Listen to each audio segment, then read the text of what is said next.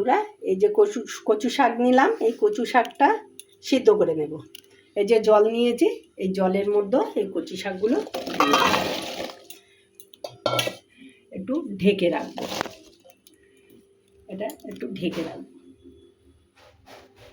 ঢেকে রেখে পুরো।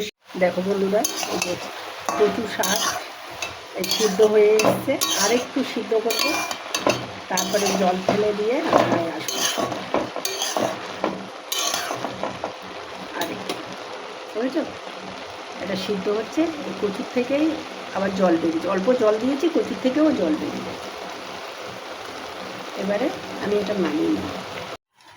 এই দেখো, জল ঝরাতে দিয়েছি, একটু ঠান্ডা হয়ে গেলে চেপে চেপে জলটা ফেলে দেব, তারপরে রান্নায় চলে আসবো। দেখো, এই কচু সিদ্ধ করে নিয়েছিলাম, এই জল ঝারিয়ে নিয়েছি, দেখো কতটা জল বেরিয়ে, যা জল দিচ্ছি তার থেকে বেশি বেরিয়ে গেছে। আচ্ছা, এবার এই কড়া বসিয়ে দিয়েছি, এই কড়াই তেল দিলাম, তেলটা গরম।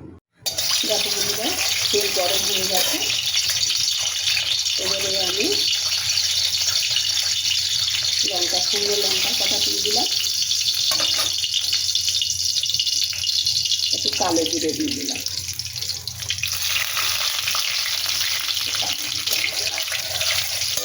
তারপরে একটু পেঁয়াজ দিয়ে দিলাম।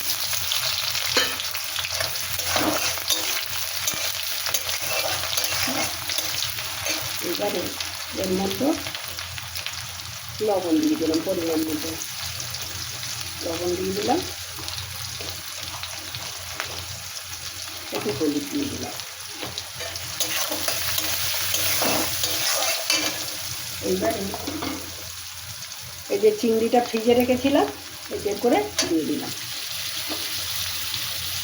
প্লাস্টিকের মধ্যে করে রাখি,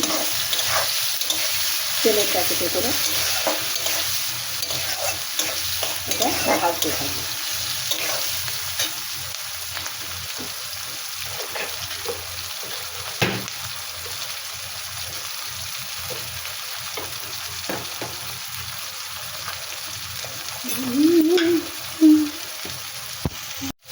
এবারে একটু লঙ্কার গুঁড়ো দিয়ে দিই, একটু ঝাল হলে ভালো হয়, এই জন্য দিয়ে দিলাম লঙ্কার গুঁড়ো, একটু জিরের গুঁড়ো।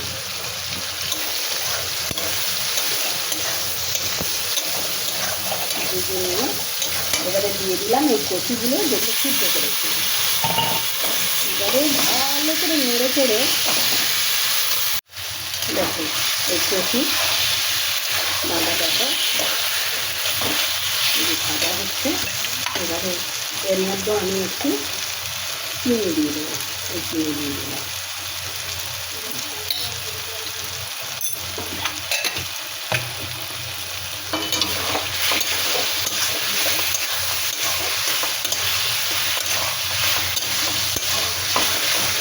আর একটু ছড়িয়ে দেবো, করলেই কচুর তরকারি হয়ে যাবে। এই যে কচুর ডাঁটা হয়ে গেছে। যাদের এবারে মুখে ধরে, মানে গাল চুলকায়, তারা একটু এই সময় গ্যাস অফ করে একটু ঘি দিয়ে যদি দাও, তাহলে আর মুখে ধরবে না। এক বন্ধু জিজ্ঞাসা করছিল এগুলো খেলে মুখে ধরে কিনা, সেই জন্য আমি এটা বলে দিলাম। আবার একটু ঘি ছড়িয়ে দিলেই নামাবার আগে আর মুখে ধরবে না।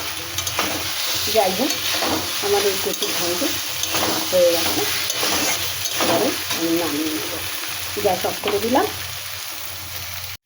দেখো, আমাদের মুখে ধরে না, সেই জন্য আমরা ঘি দিই না। যাই হোক, কচুর ডাঁটা ঘন্ট পরিবেশনের জন্য রেডি হয়ে গেছে। বন্ধুদের যদি পছন্দ হয় তাহলে একবার লাইক, কমেন্ট, শেয়ার করে দিও। পুরো ভিডিওটা দেখার জন্য বন্ধুদের ধন্যবাদ।